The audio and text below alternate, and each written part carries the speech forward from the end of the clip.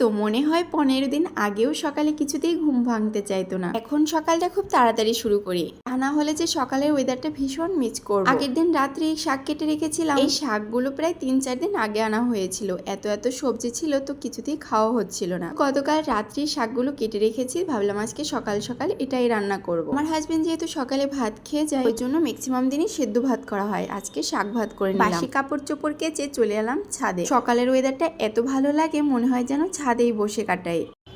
বিন্দা, তুমি ধ্যানে পড়েছো কেন?